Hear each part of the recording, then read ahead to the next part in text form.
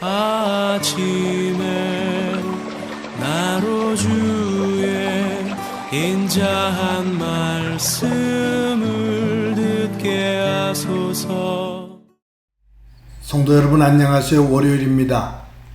오늘도 하나님의 사랑이 여러분들의 삶의 자리에 가득하기를 간절히 소망합니다. 말씀 한 곡 봅니다. 사도행전 27장 27절부터 44절까지의 말씀을 봉독해 드립니다. 14일째 되는 날 밤에 우리가 아드리아 바다에서 이리저리 쫓겨가다가 자정쯤 되어 사공들이 어느 육지에 가까워지는 줄을 짐작하고 물을 재어보니 20길이 되고 조금 가다가 다시 재니 15길이라. 암초에 걸릴까 하여 고물로 닷넷을 내리고 날이 새기를 고대하니라.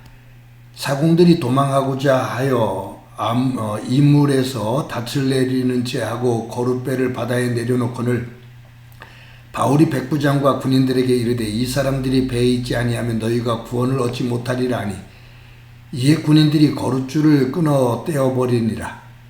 날이 새어가며 바울이 여러 사람에게 음식 먹기를 권하여 이르되 너희가 기다리며 먹지 못하고 줄인 지가 오늘까지 14일인즉 음식 먹기를 권하노니 이것이 너희의 구원을 위한 것이요 너희 중 머리카락 하나도 잃을 자가 없으리라 하고 떡을 가져다가 모든 사람 앞에서 하나님께 축사하고 떼어 먹기를 시작하며 그들도 다 안심하고 받아 먹으니 배에 있는 우리의 수는 전부 276명이더라. 배부르게 먹고 밀을 바다에 버려 배를 가볍게 하였더니 날이 새매 어느 땅인지 알지 못하나 경사진 해안으로 된 항만이 눈에 띄거늘 배를 거기에 들여다 댈 수 있는가 의논한 후 닷을 끊어 바다에 버리는 동시에 키를 풀어 늦추고 돛을 달고 바람에 맞추어 해안을 향하여 들어가다가 두 물이 합하여 흐르는 곳을 만나 배를 걸매 이물은 부딪혀 움직일 수 없이 붙고 고물은 큰 물결에 깨어지니 군인들은 죄수가 헤엄쳐 도망할까 하여 그들을 죽이는 것이 좋다 하였으나 백부장이 바울을 구원하려 하여 그들의 뜻을 막고 헤엄칠 줄 아는 사람들을 명하여 물에 뛰어내려 먼저 육지에 나가게 하고 그 남은 사람들은 널조각 혹은 배의 물건에 의지하여 나가게 하니 마침내 사람들이 다 상륙하여 구조되니라. 아멘.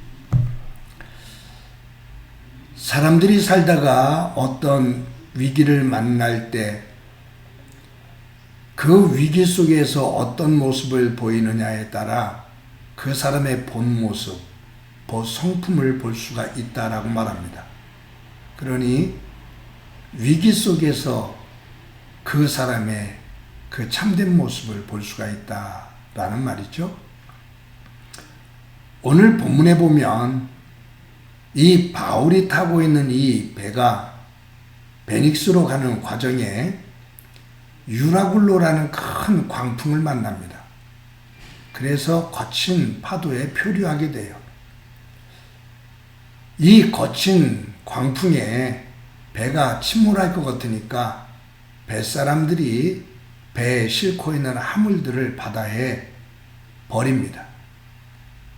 그래도 이 배가 침몰할 것 같으니까 뱃사람들은 배의 기구들까지도 바다에 다 버려요. 뱃사람들조차도 이 광풍이 어쩔 줄 몰라 해요. 그냥 그 거친 바람과 파도에 떠밀려 갑니다.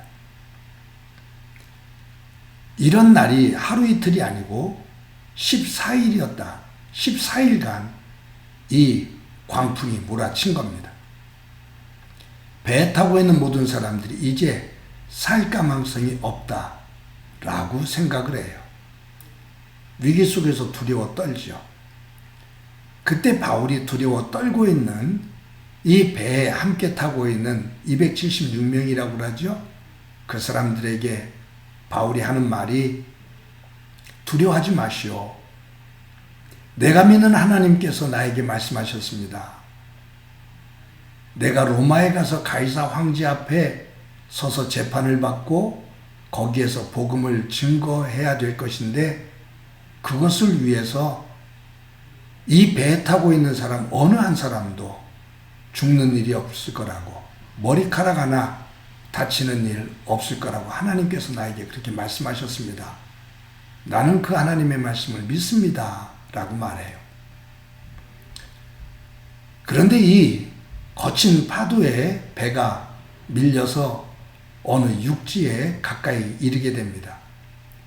그랬을 때 이 뱃사람들이 닻을 내리는 것처럼 하면서 거기에 구명 배를 바다에 띄워요. 그 배를 타고 자기들만 탈출할 생각이었던 거예요. 낌새를 안 이 바울이 백부장과 군사들에게 말합니다. 뱃사람들이 도망가려고 하는데 저들이 도망가면 어느 누구도 이 배에서 살아나갈 수가 없습니다. 그러니 저 뱃사람들이 도망가지 못하도록 조치를 취해 주십시오 라고 해서 백부장과 군인사들이 가서 그 구명배의 끈을 잘라내 버립니다. 그래서 뱃사람들이 도망을 못 가요. 여러분, 여기에서 보면 이 유라굴로라는 광풍이 14일 동안 몰아칠 때 여기에 이 배를 책임지고 있는, 항해를 책임지는 선장은 코빼기도 나오지 않습니다. 이 배의 주인, 선주도 마찬가지입니다. 그들은 즐기는 것과 돈을 버는데 그 일에 있어서는 크게 소리를 치며 자기의 권리를 가지고 주장을 했는데 또 자기의 경험을 가지고 자신만만하게 괜찮다고 말을 했는데 위기에 처하게 되자 선장도 선주도 보이지도 않아요. 이 배를 움직일 수 있는 기술을 가지고 있는 뱃사람들은 이 승선한 사람들은 아랑곳하지 않고 자신들만 살 생각을 해요. 정말로 위기죠. 이런 상황 속에서 고군분투하면서 이 무질서와 이 위기를 잘 정리해 나가는 사람이 있습니다. 바로 믿음의 사람 바울입니다. 하나님께서 자신을 분명히 살려주시고 자기를 로마에 인도하실 거라는 것을 믿는 이 바울은 그 위기 속에서도 흔들림 없이 배에 함께 타고 있는 사람들을 다독거리며 안심시키며 하나하나 조치를 취해 나갑니다. 사랑하는 성도 여러분, 저와 여러분들이 살다 보면 정말로 힘들고 어려운 일을 당할 때가 있습니다. 숨이 탁탁 막히는 위기에 처할 때도 있습니다. 그때마다 이 바울의 이 믿음, 그리고 그 믿음 안에서 갖게 되는 분별력과 지혜, 이것을 우리 또한 가지고 우리의 삶의 자리를 담대하게 질서 있게 잘 만들어 나가 바울을 통해 하나님께 영광이 됐던 것처럼 우리의 믿음을 통해 우리의 삶을 통해 하나님께 영광이 되어지기를 간절히 소망합니다. 오늘 본문 44절 마지막 절에 보면 이렇게 기록되어 있어요. 마침내 사람들이 다 상륙하여 구조되니라. 14일 동안 유라굴로 이 광풍이 몰아쳐서 모두가 죽음 직전까지 내몰렸었는데 그 어려움 속에서 다 극복하고 마침내 그 모든 사람들이 다 상륙하여 구조되니라. 여기에 마침내 그만. 이 마침내라는 단어는 쉽게 온 것이 아니죠. 어렵게 도저히 불가능했던 그 모든 것들을 다 극복하고 마침내 육지에 상륙해서 구조됐다. 마침내. 이 마침내라는 단어를 보면서 생각난 사람이 있습니다. 아브라함입니다. 창세기 12장에 보면 하나님께서 갈대아 우르에 살고 있는 이 아브라함에게 임하셔서 아브라함아, 너의 본토 친척 아비집을 떠나 내가 너에게 지시할 땅으로 가거라 라고 말씀하십니다. 그때 아브라함이 하나님의 말씀에 순종해서 본토, 친척, 아비 모든 것들을 다 버려두고 가족들을 데리고 하나님의 인도하심에 따라 일어서서 떠납니다. 그래서 도착한 곳이 가나안 땅이거든요. 그런데 창세기 12장 5절에 보면 이 가나안 땅에 아브라함이 도착했을 때 그 상황을 어떻게 묘사하고 있냐면 마침내 가나안 땅에 들어갔더라.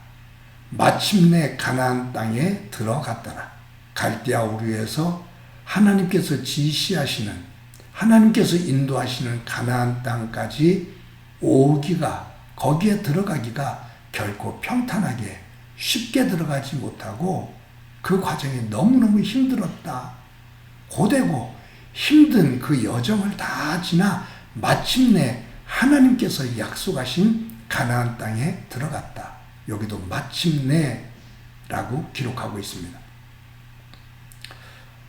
저와 여러분들이 삶을 살면서 마침내 이 힘들고 어려운 시기들을 지나 마침내 하나님께서 예비해 두신 그 복의 자리에 들어왔다. 마지막 끝에는 마침내 이 힘들고 어려운 세상의 삶을 하나하나 이겨 믿음을 지키고 마침내 하나님 나라에 들어갔다. 마침내. 이 단어가 우리의 믿음의 삶에 우리에게도 적용이 되어지는 그러한 단어가 되어지기를 소망합니다. 마침내 믿음 안에서 하나님 안에서 승리자가 되었다. 오늘도 이 마침내의 길, 그것을 위해 꿋꿋하게 걸어가는 소중한 한날이 되어지기를 간절히 소망합니다. 한번 기도드립니다. 하나님의 은혜를 감사합니다. 오늘도 귀한 날 주신 것 감사합니다. 삶을 살면서 힘들고 어려운 일들을 겪을 때가 있는데 저희들에게 바울과 같은 믿음과 지혜 주셔서 잘 정리해 하나님께 영광이 되어지는 삶이 되도록 은총 베풀어 주옵소서. 우리의 믿음의 삶 또한 마침내 하나님께서 예비하신 복의 자리에 마침내 하나님 나라에 이르는 복된 삶 되게 하옵소서. 예수님의 이름으로 기도드립니다. 아멘.